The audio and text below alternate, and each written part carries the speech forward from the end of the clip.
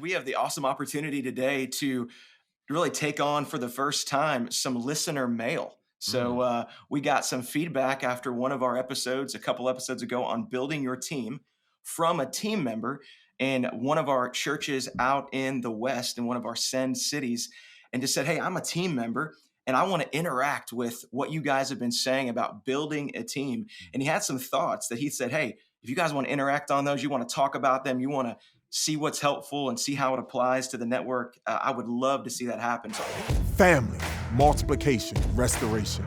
I'm Dahadi Lewis. Join me, Noah Oldham and Hayden Radner, as we come to you from Atlanta, St. Louis, and Las Vegas, as we seek to add value to your church planting journey. We'll have real-time, authentic conversations that are relevant to the life of the church planter and pastor. Join us as we hear from leaders of this movement from across North America and discover what it really takes to plant churches everywhere for everyone. The world tells us our differences should divide us. But the gospel, it has a different story. Our mission, our calling, His command, is a mission that unites every Christ follower in a way that stands out, a way that doesn't make sense to the world. Join us June 13th and 14th at Send Conference to be refreshed and celebrate the church together on mission. A free event hosted by the International Mission Board and North American Mission Board of the Southern Baptist Convention. Learn more at sendconference.com. welcome to another episode of the We Are Send Network podcast. My name is Noah Oldham, the lead pastor of August Gate Church in St. Louis, joined by Dahadi Lewis, the lead pastor of Blueprint in Atlanta, Georgia, and Hayden Ratner, the senior pastor of Walk Church in Las Vegas, Nevada. Brothers, it's good to see you. What's up, man? Always good to see you, hear you. We Are Send Network podcast. It's going to be a good one.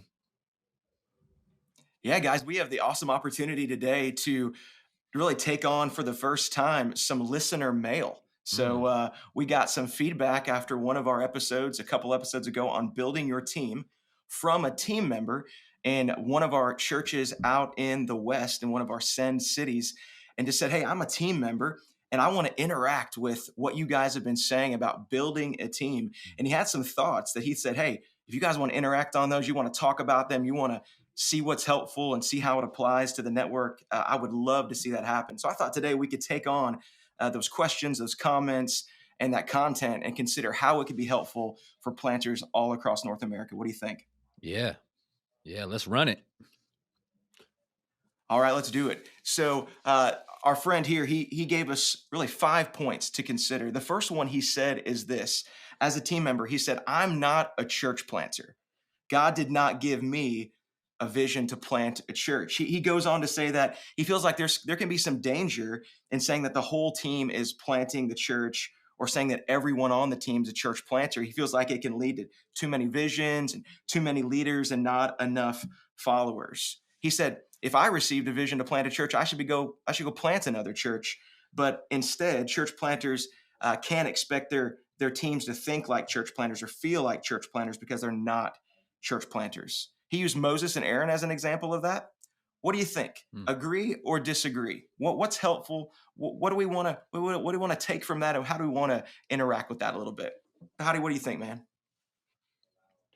Yeah, I mean, I would just basically start off with first saying, I think there are some helpful things in what he's saying, but I think there's some things that I would say, however, there's some other uniquenesses that I would like to add on to it. Yeah, At our church, we basically say every one of our covenant members is either a co-vocational church planter or a co-vocational church planting team member.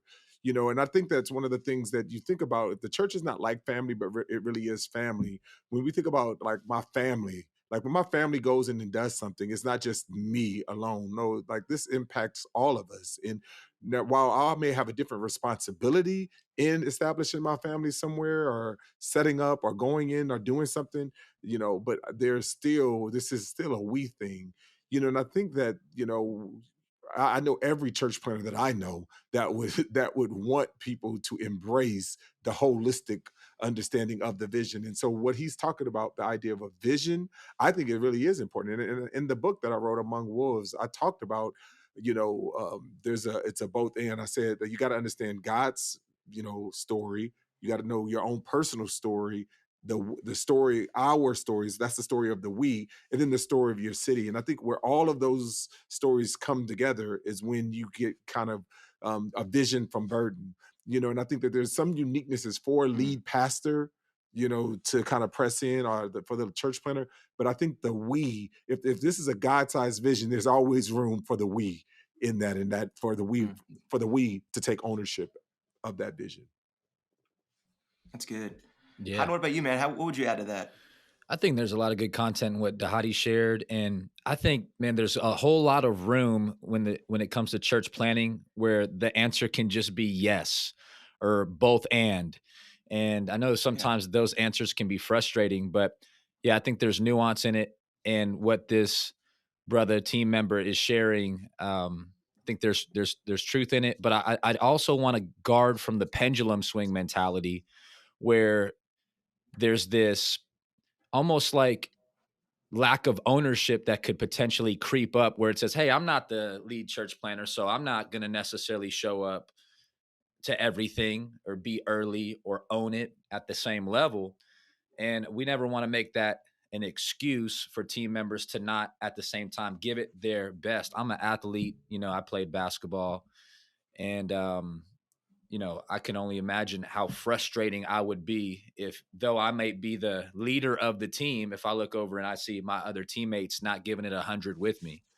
And so, yeah, I do think that there's value in having a clear understanding of who the lead church planter and church planting couple is. They're the ones who are going to be there when the team members leave, right?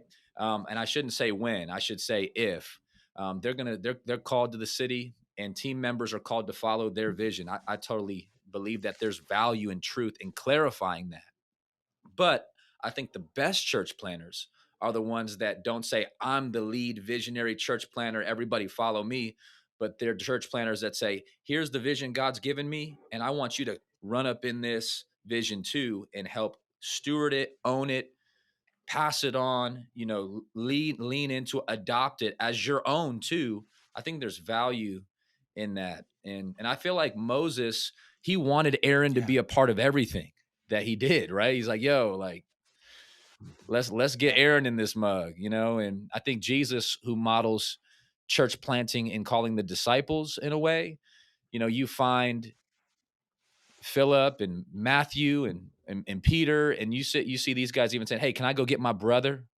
And Jesus says, get them. I want them on the team too. And so I do want to just say, hey, there's nuance in it. It's not a full pendulum swing. I think there's a middle ground here that Yeah. everybody wins if you do it right. Noah, would love to hear your thoughts. What's interesting Go ahead, about what you're go ahead, Dottie. saying, well, what's interesting about what you're saying is that when Yeah, you have to like slam your fist down and say, hey, I am the person, I think this is when you right. know that you're probably not leading. I remember, funny story, I Mm. remember there was a time that my wife, and this is not my best moment, but it was a time where I came and we were having one of those arguments, and I was, and I'm leading my family, and I was young, and tried to make sure I'm leading. And I remember slamming my fist on the ground on the thing, says, I am the master and ruler of this house. And I was just like, yeah, that's probably not good. I look back on it and I'm just saying, like, when you try to assert yourself in that way, there's a lot of times when you're probably not really leading, Yeah. in that way. But I think, but I agree Yeah, 100% what you said. I just thought I was just over here in my mind thinking about that it's a good when you word. when you when you mentioned that. No, Yeah, it's really good. yeah, it's good. It's anecdotal for me, but the longest lasting members of our team, we have people that are in our church, very few now that have been here for 11 plus years. They've been here since the very beginning. And one couple I think of in specific is they've been with us from the very get go, and what they've always considered themselves is church planters, not lead church planters. They've never been on paid staff, anything like that. He served as an elder for a season before stepping back out of that role, but you want to give some more time and focus to his extended family. But he would always explain, yeah, I'm one of the church planters at August Gate, because he caught the vision that we plant churches and that all of our team members to really be bought in, to be a member meant that's my vision. That's what we're going to sacrifice for. We're going to give to. We're going to send toward.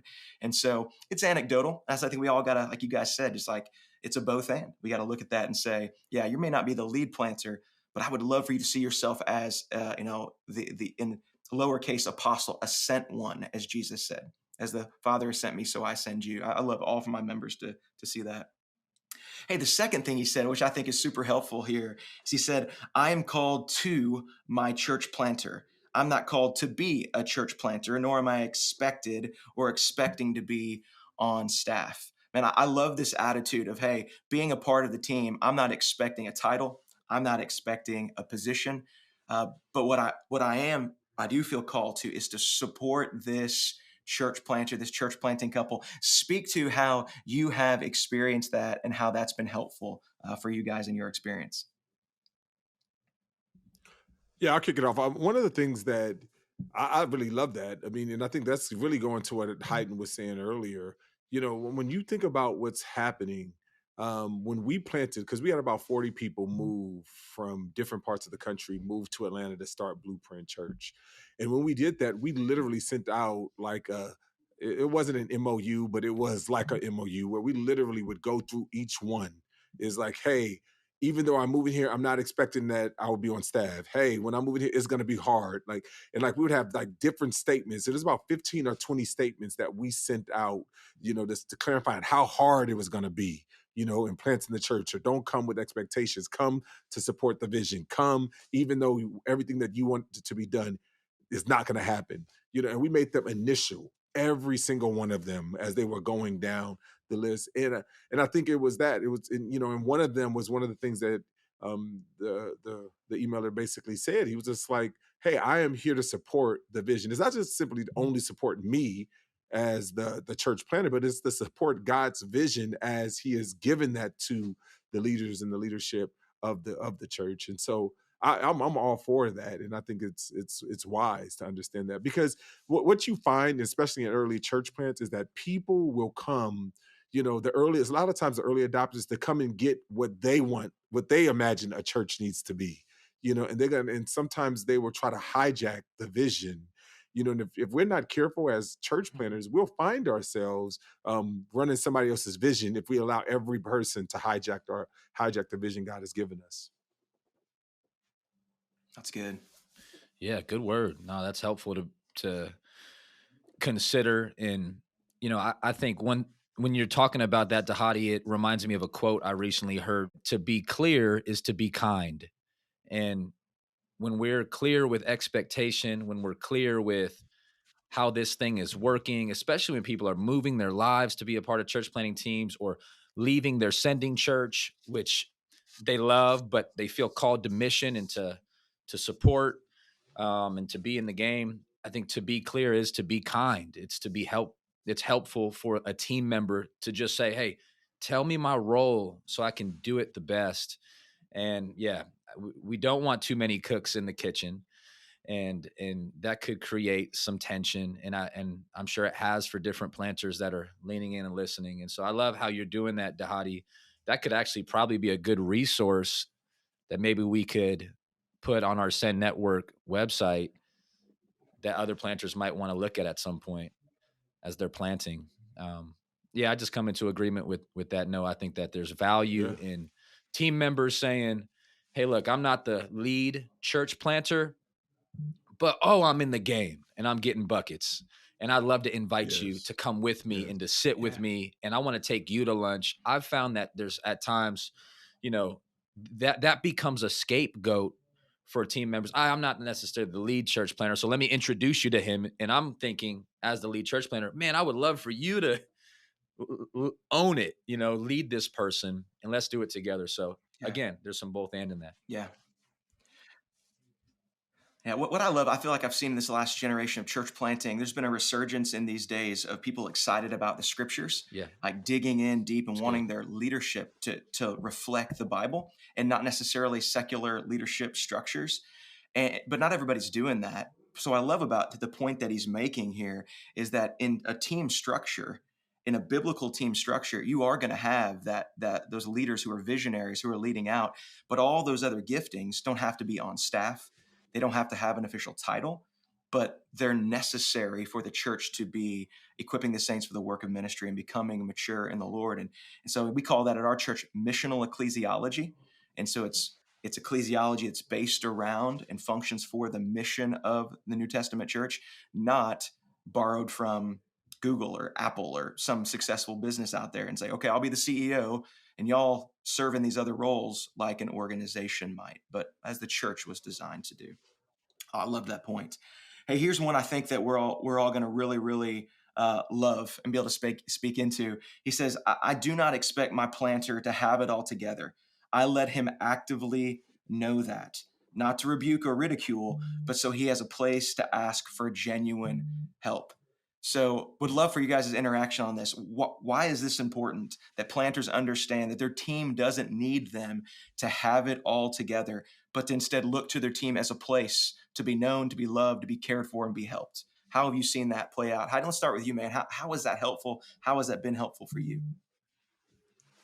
Yeah, I can't think of too many things that are more stressful, high pressure, keep you up at night than planting a church, especially in a tough context.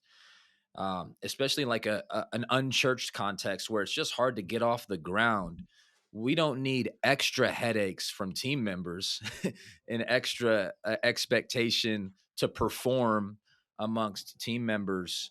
We want our team members to be a refuge, a safe place, as this person has alluded to in the email. So I love that heart. Again, we don't want a pendulum swing. Just, hey, let the lead church planner while out, do whatever in the name of hard ministry. But at the same time, team members being able to hold their lead church planners' arms up. One of my great memories is when we had some rough patches regarding team members early on in our church plant. And we had a team member initiate a meeting with me, and he said, hey, look, I just want you to know I'm an armor bearer. Find me in First Samuel, rocking with David. I'm here to be an armor bearer, and call me out if you don't sense that from me. I want to give you that permission. Let's have that type of relationship. And, at the time I was like, man, let me go ahead and find these armor bearers. I got to look that up, and just got to see the value of those mighty men, right? Those armor bearers found throughout the Old Testament, and how we can even take some of those principles and apply them today. That's been helpful for our church plant. And I'm sure you guys can speak to it as well. It's good. Yeah.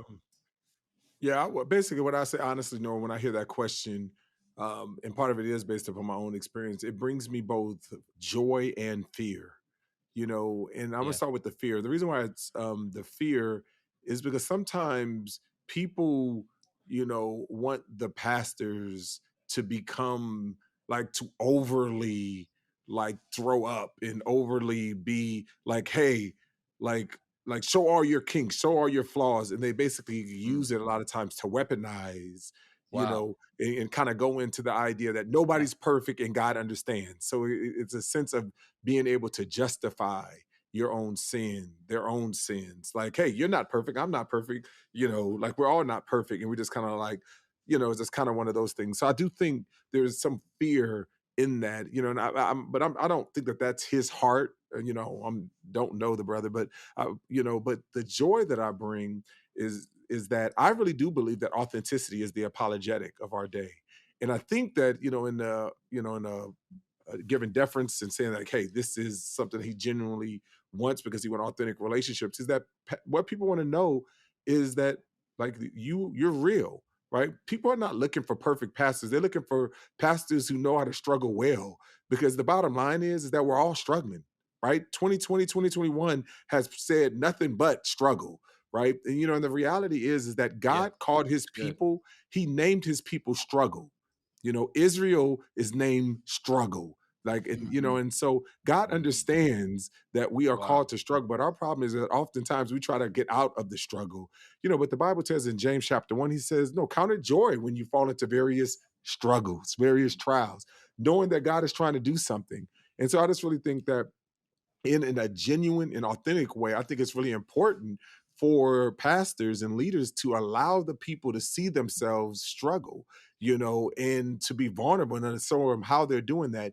But on the flip side, you weaponize that for anybody just to Right. kind of do whatever they want to do, or to kind of like hold it over the pastor, because there's not everybody's not looking out for the best interests of the pastors and leaders. It's real. Yeah, it's good. Yeah, I'd say to the church planters, to the lead pastors that are listening, I think what a good word from a team member saying. He even says this in his email. Pastors are allowed to have bad days and need to lead by example on how to have a bad day, seeking counsel and encouragement and healing from their team. And what I would say to team members is make sure that you set the example of what it looks like to receive that bad day and to respond biblically and in a helpful way. Because I know a lot of pastors, like you said, Dahadi, people have weaponized that and they've used it against them later, and they've used it as a reason to say that you shouldn't be in this role or we shouldn't follow you. And so, and it's that dance and that balance. But I think what we're figuring out in all of this is that team members have a perspective that we as lead planters don't always see. And so what I think will be really encouraging is you as a lead planter, after you hear this episode, go sit down with your team and go have a conversation and say, hey, I want us to be a closer team. I want us to work together for the common vision. I remember, brothers, a couple of years ago, I was always gun shy to lead too strong. You guys have probably seen it. We've seen a number of pastors and planters that have lost their ministry because they led too domineering and eventually got removed. Mm-hmm. And I was afraid to do that. And so I wasn't leading my team very strong. And they came to me and said, Noah, lead us. You're the lead pastor. Tell us where we're going. And because I was always like, well, where do you guys think? And make sure that we're all on the same page. And it filled me with courage to say, God has given me a role. He's given all of you a role. And only when we're all fulfilling those roles are we going to be executing the way God wants us to. So guys, I'm encouraged by this. There's so much more we could talk about it, but hey, it's time for us to go. Let me just say this one I want thing, to encourage Noah. our listeners. One thing right before. One thing I just want to say, I think what we're all saying and what I love about this caller or this emailer that came in is that as lead pastors and team members, everybody has to have a place where they both belong and matter. Yeah. And I think that is critical, because this is a we thing. God has equipped the we to present, for his glory. Dahadi, I know we're going to wrap up here in just a minute, but when you guys were both sharing it, it brought this memory to mind of this past NBA season in the bubble. And the Lakers were making this run toward the chip. And the game that sent the Lakers into the finals was just really it was a big moment for LeBron. And they won the Western Conference Finals, and was just really neat to see. I think it was Doris Burke of ESPN who came up with the microphone in distant and just said, LeBron, you hit this fadeaway shot, had a great game. You've been working hard in this adversity. There's all types of different things on your mind, socially, basketball-wise, etc. Talk to us about it right after the game. And it was just so powerful. LeBron goes, I want to just give a shout out to the ankle tapers. I want to give a shout out to the people that served 5,000 meals on this bubble. We all ate today. Wow. We got great trainers. We got great people in the Lakers organization. I want to give a shout out to the people running the clock right now. Everybody worked together to pull this night off, and we're going to the finals. And you could see he was thinking about his team, and I could just imagine, not let alone his teammates. I can imagine everybody in the organization, the Lakers organization, felt like we're going to the finals too. And, church planters, team members, what Dahadi said is so key. Everybody matters. Everybody counts. See your role as a big deal and be a star in it. And yeah, he'll do his part. Amen. Yeah. Hey, well, thank you for joining us for another episode of the We Are Send Network podcast. As always, if you want to know more about church planting with the Send Network, you can check us out at sendnetwork.com, or just text the words Send Network to 888-123. That's text Send Network to 888-123. And until next time, We Are Send Network. You have been listening to We Are Send Network, a resource of the North American Mission Board. For more information about today's podcast and other relevant resources, visit sendnetwork.com.